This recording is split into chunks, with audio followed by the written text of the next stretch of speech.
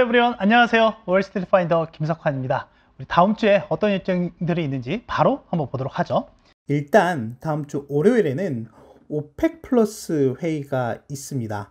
이 오펙 플러스 회의 같은 경우에 저희가 이번에 체크해야 될 부분은 뭐냐면 바로 최근에 유가 관련한 부분이죠. 근데 유가 관련해서 이 오펙 산유국 협의체가 이 공급과 관련한 부분을 어떻게 얘기할 것이냐에 대한 부분을 좀 봐야 될 것 같아요.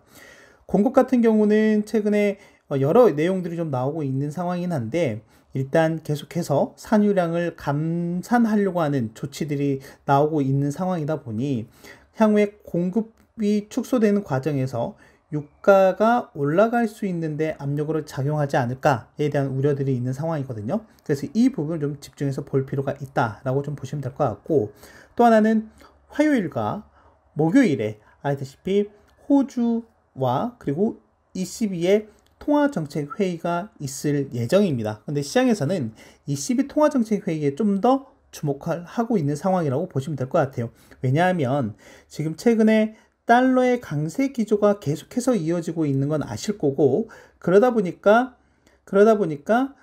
유로와 달러 환율 자체가 최근에 페리티까지 접근을 했죠. 이 페리티라고 하는 거는 1유로를 1달러로 교환하는 비율을 얘기하는 건데, 지금 그 페리티 레벨이 깨졌죠.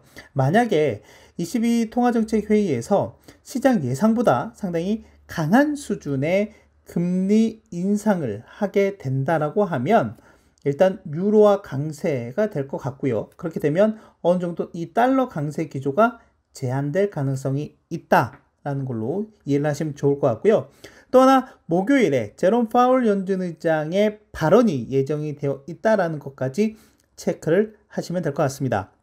그리고 수요일로 와보면 저희가 지금 9월에 들어왔죠. 벌써 9월이에요. 그래서 9월 20일, 21일 날 FOMC 회의가 예정이 되어 있는데, 이 FOMC 회의에 앞서서 각 지역별 경기 동향이 어떤지에 대한 내용이 담긴 이 베이지북을 공개할 예정이기 때문에 이 부분도 여러분들께서 한 가지 체크하시면 좋을 것 같고요. 또 하나, 기업단의 이벤트 중에 하나가 뭐냐면 글로벌 시가총액 1위 업체이죠. 애플입니다. 애플이 아이폰 14를 공개할 예정이에요. 최근에 반도체라든지 IT 수요에 대한 우려가 상당히 많은 시점에서 애플의 아이폰 14 공개가 하나의 반전 포인트가 될지 한번 체크해서 보실 필요가 있을 것 같고요. 또 하나는 금요일날 가게 되면 EU 에너지 장관 회의가 있을 예정이에요.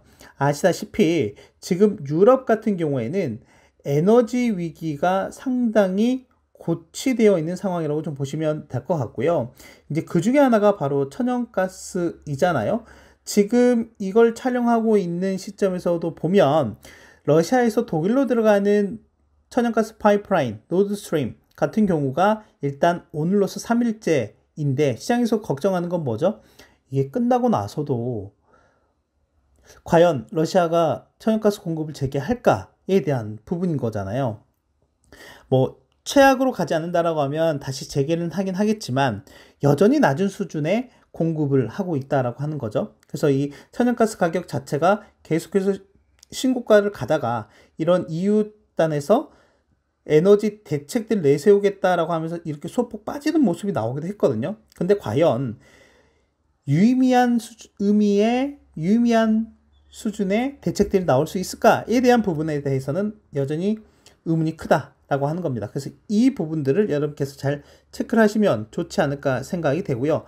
자, 또 하나는 주요 경제지표 일정 중에서는 일단 우리나라가 9월 다음 주 목요일 날 선물 옵션 동시 만기일 쿼터블 위칭데이죠. 이게 있고요. 그리고 금요일 날 예정되어 있는 중국의 8월 생산자 물가를 잘 보실 필요가 있습니다. 이거는 계속 말씀드렸잖아요. 어떤 부분 말씀드렸냐면 중국의 생산자 물가와 미국의 소비자 물가 간의 높은 상관관계에 대해서는 계속 말씀드렸으니까 이 부분은 여러분들께서 익히 잘 알고 계시지 않을까 생각이 됩니다. 그리고 주 초반에는 ISM 제조업 PMI 이후에 그리고 이제 서비스업 PMI 지표들이 발표가 될 예정이다 라고 챙겨보시면 될 것 같습니다. 다음 주도 빡빡하네요. 자, 좀 더 세부적으로 보면 일단 잭슨홀 얘기를 좀 안 할래 안 할 수가 없어요. 워낙 중요한 이슈이기도 하고 일단 하반기를 지켜보는 데 있어서 이 잭슨홀 같은 경우 잭슨홀 이후에 시장이 좀 크게 변화하는 모습들이 좀 있기 때문에 이 부분을 좀 잘 살펴봐야 될 것 같은데 저는 일단 반면 교사일 것 같아요. 보면 지금 이 잭슨홀이 상당히 멋있죠. 이게 그랜드 티턴이라고 하는 국립공원인데 이제 여기에서 하거든요. 그 와이오밍주에 있는 잭슨홀이라고 한 지역에 있는데 여기 보면 파월 의장이에요. 파월 의장인데 파월 의장이 이번에 여러 차례 얘기했던 것 중에 하나가 바로 뭐냐면 과거 사례를 얘기를 했고요. 또 하나는 파월 의장이 이 잭슨홀 컨퍼런스에 2010년부터 참석을 했는데 가장 적은 단어로 가장 영향력 있는 내용을 전했다라고 보시면 될 것 같습니다. 그 중에 얘기했던 게 뭐냐면 바로 키핑 에딧이라고 해서 이 폴 볼커 전 연준 의장을 소환을 하긴 했는데 핵심은 이겁니다. 1970년 80년대의 정책 실패를 뭐 하겠다? 반복하지 않겠다라고 하는 게 핵심이에요. 그리고 최근에 여러 연준 위원들에서 나오고 있는 내용도 전부 다 이 내용에 포함되어 있다라고 보면 될 것 같습니다. 그러면 과거에 어떤 정책 실패들이 있었느냐라고 본다라고 하면 지금 보시면 이게 데이터가 1980년대부터 나와 있는 거긴 하지만 이 자료는 월스파 에피소드 3회에서 썼던 거고요. 6월 24일 날 방송했던 내용입니다. 1980년부터 나오긴 했지만 이 데이터는 실제로는 1970년부터 가야 될 것 같고 그러니까 어떤 정책 실패를 얘기하는 거냐면 소비자 물가 상승률이 이렇게 올라요. 이렇게 오르는데 그에 따라서 정책금리도 이렇게 계속 올립니다. 그런데 이제 정책금리를 올리게 되면 소비자 물가가 이렇게 떨어질 거잖아요. 거기에 따라서 정책금리를 이렇게 내려요. 이거를 1970년대에서 80년 초반까지 그러니까 폴 볼커 의장이 취임하기 요 전까지 반복을 하게 됩니다. 한 두세 번 정도. 이제 이러다 보니까 실제 물가를 제대로 잡지 못한 상황에서 그게 누적이 되다 보니 폴 볼커 의장이 극단적인 조치를 취할 수밖에 없었다라고 하는 거고 실질 연방 기금리를 거의 20%대까지도 올리기도 하죠.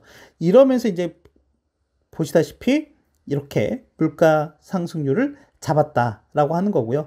그러니까 지금 얘기하고 있는 거는 이 앞단에 이런 실수를 하지 않겠다라고 하는 거예요.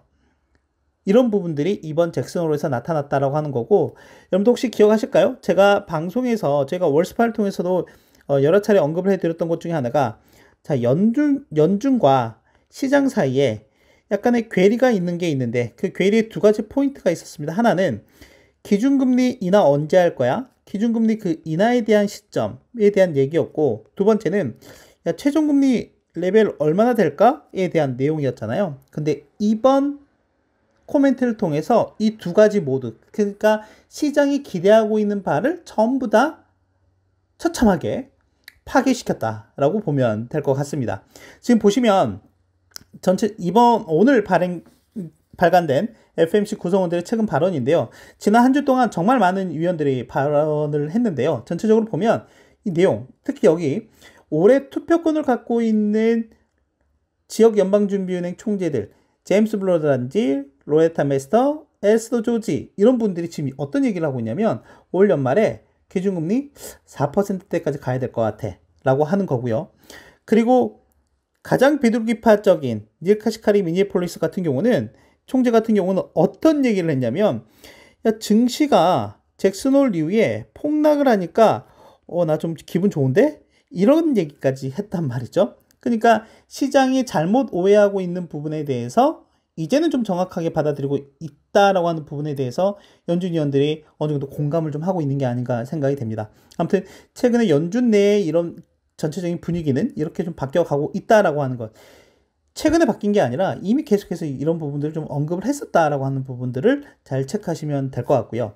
그러면 잭슨홀 이후에 시장의 흐름이 좀 어떻게 바뀌었느냐. 실제 저희가 그 6월달 이때가 이제 전체적으로 지수 저점이었던 시기가 바로 국채 금리가 상당히 고점 수준이었을 때였잖아요. 그쵸? 이때부터 이때까지 가파르게 올랐었고, 이때 뭐 달러 흐름 같은 경우도 달러 강세가 좀 기조가 계속해서 유지가 되고 있었고, 그런데 지금은 그 레벨 자체를 이미 넘어섰습니다. 보시다시피 2년물이 벌써 3.5%를 좀 상회를 하고 있고 10년물이 3.2%대까지 올라와 있는 상황이라고 좀 보시면 될 것 같아요. 아까 말씀드렸죠. 만약에 지금은 어느 정도 이 3.5% 레벨까지 이미 한번 경험을 했기 때문에 어느 정도 좀 시장이 버티고 있는 모습이 나타나고 있는데, 향후에 이 레벨이 4%대까지 높아지는 과정이 나오게 된다라고 하면 시장은 다소 변동성이 커질 수도 있다라는 부분을 여러분께 좀 체크를 하시면 좋을 것 같고, 또 하나는 제가 하이힐드 채권 금리를 안 볼래야 안 볼 수가 없죠. 왜냐하면 이 모든 위기의 종착지에는 항상 크레딧 이슈라고 하는 부분들이 좀 있기 때문에, 그런 측면에서 보면 미국이라든지 유럽 전체적으로 보면 아직 올해 고점 수준까지는 올라와 있지 않은 상황이라고 좀 보시면 될 것 같습니다. 다소 좀 안정적인 현상을 좀 유지하고 있다라고 하는 거고요. 결국엔 이 하이힐드 기업들의 채권 금리도 한번 저희가 가끔씩은 꼭 챙겨서 봐야 될 부분들이 있다라고 하는 거고, 그 이유는 아까도 말씀드렸지만 신용위기와 연관이 되어 있기 때문에 그래요. 신용위기와 연관이 되어 있기 때문에 그렇고, 만약에 이 신용위기가 고착화가 된다라고 하면 뭐 파월 의장이 얘기도 하긴 했지만 지금 인플레이션 때문에 겪고 있는 기업과 가게의 고통이 더 심화될 수밖에 없다라고 하는 거죠. 그래서 이런 부분들도 제가 한번 봐야 된다라고 하는 거고요.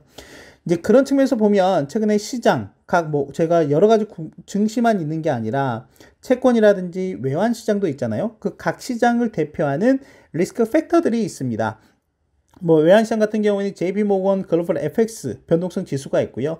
채권은 뱅크 오브 아메리카의 무브 인덱스라고 하는 것들이 있는데, 어찌 됐건 시장이 약간 좀 적응을 하고 있다라고 좀 느끼고 있는 게 뭐냐면, 일단 고점 부근에서, 그러니까 연준 고점 부근에서 최근 금리가 상승하고, 그러니까 금리가 상승을 하고 달러가 초강세를 보이고 있는 이런 상황 속에서 크게 올라가고 있지는 않더라라고 하는 거죠. 그러니까 이런 측면에서 본다라고 하면 시장이 약간 이런 부분에 대해서 적응을 좀 하고 있는 게 아닌가라고 좀 생각을 하고 있긴 하지만, 여전히 리스크가 확대될 수 있는 변수들은 정말 많다라고 하는 것도 알고 계셔야 될 것 같아요.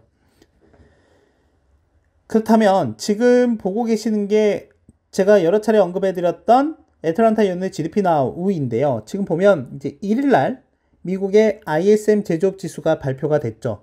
정말 잘 나왔습니다. 정말 잘 나왔고, 특히 그 세부 지표 중에 신규 주문이 있거든요. 신규 주문이 있는데 이 신규 주문이 기준선 50을 계속해서 하회하고 있었어요. 하회하고 있었는데 이게 전월 대비 3% 이상, 3%포인트 이상 상승을 하면서 이게 다시 52레벨까지 올라왔거든요. 이게 저는 상당히 좀 긍정적이다라고 좀 보여지고 있고요. 그러다 보니 어떻게 됐습니까? 이게 1.4까지 갔다가 1.6%대까지 지난주 개인 소비 지출이 발표된 이후에 올라왔다가 2.6%까지 올라왔다라고 보시면 될 것 같아요. 이 말인즉슨 뭐냐면 미국의 경기에 대한 자신감은 정말 높네 라고 하는 거고, 앞으로 여러분들께서 봐야 될 게 고용이라고 하는 것과 그리고 물가라고 하는 지표를 보셔야 하죠. 이 두 개의 지표를 보셔야 하는데, 일단 고용 같은 경우 보면 엊그저께 ADP 민간 고용이 나왔어요. 민간 고용이 나왔는데 약간 슬로우 다운 되는 모습이 나오고 있기는 하지만은 상당히 고용 수준은 괜찮다라고 하는 거고, 그리고 어젯밤에 나온 신규 실업수당 청구 건수, 실업수당 청구 건수를 보면 지금 6월 이후에 최저 수준까지 내려왔죠. 최저 수준까지 내려와 있다라고 보시면 될 것 같아요. 그리고 물가 같은 경우도 보면 일단 6월, 그러니까 7월에 한 번은 피크 아웃하고 하는 모습이 좀 나오기도 했고, 그 이후에 유가라든지 이런 부분들이 계속해서 좀 하락을 하고 있는 모습을 보이고 있는 상황이긴 하죠. 이렇게 되면 계속해서 인플레 둔화 압력이 커지는 모습들을 제가 확인을 할 수 있을 것 같고, 다만 연준도 그렇고 제가 시장에서도 그렇고 확인을 해봐야 되는 건 이게 추세적으로 이어지는지에 대해서 봐야 될 것 같다. 그러니까 일시적인 게 아니라 추세적으로 이어지는지를 봐야 된다라고 하는 겁니다. 그러니까 이 경기 자신감이 커지니까 어떻게 돼요? 연준 입장에서는 긴축 좀 더 세게 해도 되겠네 라고 하다 보니까 아까 보셨던 것처럼 2년물 금리가 계속해서 튀고 있는 모습이 나타나고 있다라는 걸로 정리를 하면 될 것 같습니다. 자, 정리하겠습니다. 잭슨홀 미팅 이후에 과거 사례를 언급하면서 시장이 가지고 있었던 이 두 가지 기대, 금리 인하라든지 또는 이 최종 금리 수준에 대한 거에 대해서 철저하게 기대치를 낮추게 됐다라고 하는 거고요. 또 하나는 미국 경기 자신감은 더욱 확고해지고 있더라라고 하는 거예요. 앞서 말씀드렸던 것처럼 이미 3분기 경제 성장률이 2.6%까지 와 있고, 제가 보는 두 가지 지표, 물가라든지 고용, 특히 이 고용 같은 경우는 상당히 강한 모습을 좀 보이고 있더라라고 하는 거죠. 그리고 다음 주에 여러분께서 체크해 볼 만한 주요 경제 일정들은 일단 호주와 ECB의 통화정책 회의가 있을 예정이다라고 하는 거고요. 그리고 또 하나는 EU 에너지 장관 회의 정도가 있다라고 하는 겁니다. 다음 주는 이제 추석 연휴이기 때문에 국내 증시는 4일밖에 열리지 않죠. 그리고 주요 일정들이 반영이 되는 게 아마 연휴 이후에 또 있을 예정이기 때문에 다음 주에도 여러분께서 잘 대응하시길 바라면서 오늘 월스트리트 파인더 마치도록 하겠습니다. 바이바이.